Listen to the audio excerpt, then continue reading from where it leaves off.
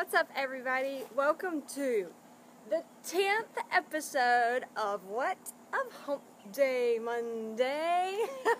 Yay, we've made it to episode 10 of our very first season, and I think it's been a spectacular hit. I really do. I've really enjoyed doing it, and we only have 2 episodes left, okay? So, go join the community, and please share the community with others. We are up to 370 members. 370 members. Let's see if we can get to 500 members. That's 500. 500 members by the time Marty will not give up. You will not give up. By the time this Hump Day Monday season is over, okay? So share this with your friends and ask your friends to join the Hump Day Monday community on Google+. The link is in the description. Let's get started, all right? Well, Steve Lozada says, how can you respond to the question, I love you? What do you say? His answers are, I also, or me too. Which one? Well, you don't say either one of those. Let's see. Let's get a red pen or a red marker. I don't say I also. No. We don't say I also. I love you. Me too. You might think you say me too, but I don't like the way it sounds. And help me out here, but it just sounds like you love yourself when you say that. Like, if I say I love you and you respond to me too, it's like you love yourself too? What? So, I don't like this one either. But I do like these last 2 examples. If I say I love you and you can tell me back, if you want to say yo también, you can say I love you too. Or you can say, same here. Same here is a little dull. I don't recommend it. But so I recommend, I love you too. I love you too. And that marker was no good. Let's get another marker. All right. So, how are we going to respond to the question, to the statement, I love you? We're going to repeat the whole thing, because that's what everybody wants to hear anyway, right? We're going to repeat it, and we're going to say, I love you too. All right. Next, we have Futurawa Nikok. Question from this person. And they want to know, is it necessary to translate to learn English? ¿Es necesario traducir para aprender inglés? Well, the short answer is no, and the long answer is inside on my computer. So, let's walk inside, because Mercy, she answered this question perfectly, and I'm going to read y'all Mercy's answer, okay? Take a quick walk to the computer, and Futurawa, your name's so hard to say. Futurawa Nikok says, tengo una pregunta, ¿es necesario traducir para aprender inglés? Gracias. Well, Mercy Hidalgo says, hola, te puedo decir que si escucho a un inglés hablando o estoy viendo algo en YouTube o TV, I'm out of breath. Y lo entiendo, no me paro a traducir. Sigo escuchando y tratando de entender. Pero no pararme a comprobar que he entendido cada palabra.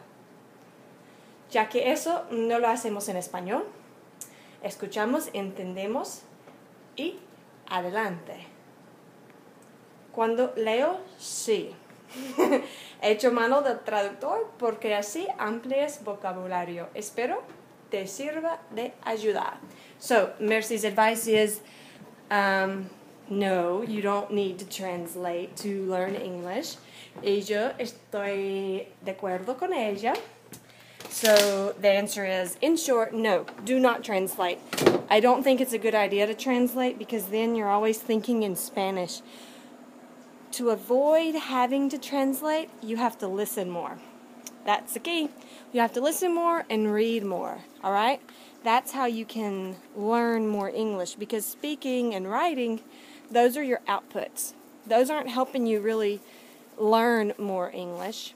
They're helping you perfect the English that you know or improve it, but they're not helping you learn more. So you have to bring in the inputs. You have to listen and you have to read more, all right? Back. Hey, T-Bird.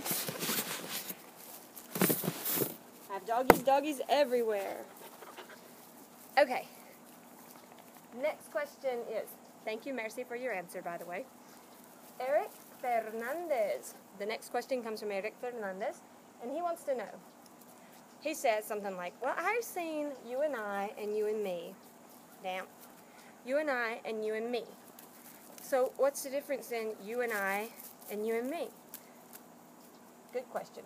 Well, we get this a little confused in English even, and we overcorrect ourselves. So you're going to see this incorrect a lot, okay?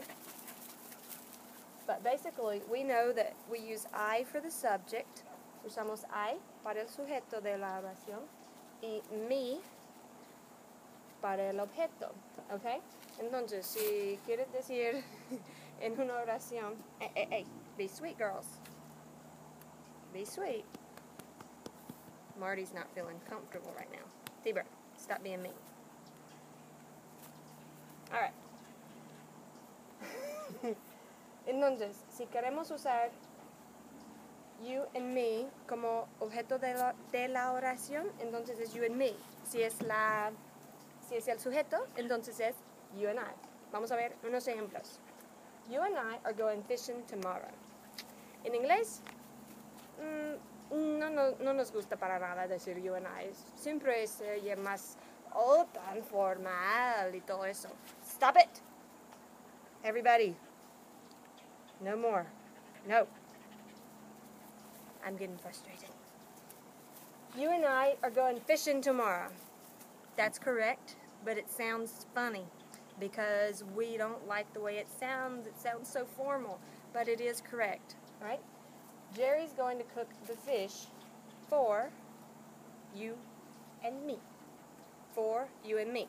So, this is a prepositional phrase, and in prepositional phrases, we tend to have objects. So therefore, I know it's the object of the sentence. All right. I have a tip here. Un consejo es un tip. Take out the other person. To figure this out, if you can't figure it out, just take out you, or take out, we could have Jerry and I are going fishing tomorrow. Take out that other person. Just leave I. Okay? So, does it sound correct to say, I am going fishing tomorrow? Yeah, it does. So it should be you and I are going fishing tomorrow.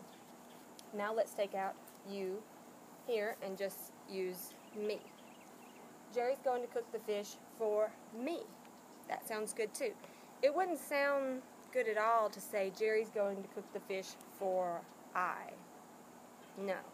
So therefore we know it's not Jerry's going to cook the fish for you and I. Sounds bad. All right. Now, I have a question from Mercy herself. And she wants to know, how do we say in English something like, no me di cuenta? And her example was, did you see the colors of the shirt that her mom was wearing? Did you see those colors, you know? They were either pretty or they were ugly. I don't know. Damn. So, in Spanish it's like, no me di cuenta. But in English it's, no, I didn't notice. But we need to finish it. I didn't notice what? In this case, the colors, I would say, no, I didn't notice them. No, I didn't notice them. Were they bright? Were they ugly? Were they pretty? So you get the idea. And I have one more example here. Did you see Sarah's new haircut? Did you see Sarah's new haircut? No, I didn't notice it. It. Why it? Because it's referring back to something singular. This time it's referring to the haircut. Alright. Next is the most complicated. This pumpkin is hard, y'all. I'm sitting on a pumpkin today. And the question comes from Fuenlabrada. What's the difference in all and whole? Okay. They both mean todo in Spanish, but so how do we use them in English? Well, I have some examples. I'll love you my whole life. I'll love you my whole life. Or, I'll love you all my life. I'll love you all my life is the same as I'll love you my whole life. So, what's the difference here? Well, check this out. My is before whole. My is after all. Okay? That's one difference. So, if usually the goes before whole and the goes after all if we're using an article. Next example. And last example of the day. Alright. She drank all the OJ. OJ is short for orange juice. She drank all the OJ and he ate the whole pie. Alright? She drank all the OJ and he ate the whole pie. What do we have here? First, just like before, the article in this case is after all. The is before whole. But orange juice and pie. Pie. Is it countable or uncountable? I like uncountable. Alright. I was thinking too much. Pie is countable. This one's countable. Orange juice, incontable.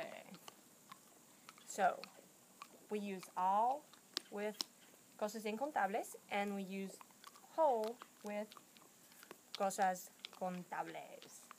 Thank you all very much for your questions on this episode of Hump Day Monday. Like I said, 2 more episodes to go. Por favor, yo quiero tener 500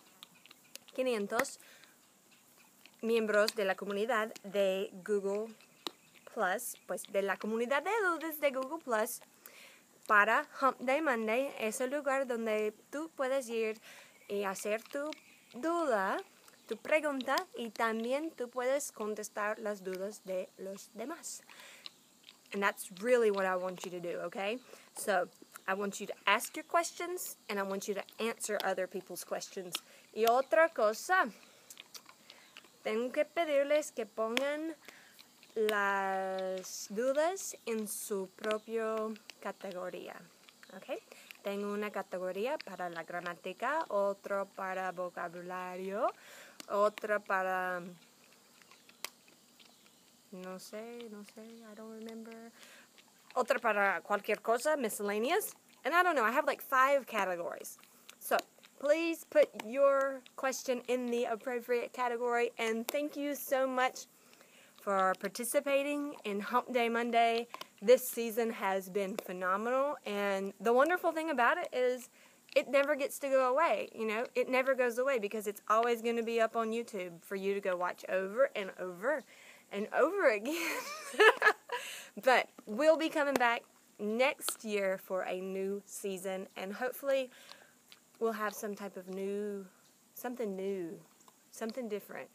Y'all help me out there. What do you want new? What do you want different? How do you want to do Hump Day Monday next season? Be thinking about it. Leave your comments in the section below. I tell you what, eso es lo que quiero que hagas también. Déjame un comentario abajo que te gusta de Hump Day Monday y lo que es que no te gusta. Okay? Don't forget to subscribe. Mwah, mwah.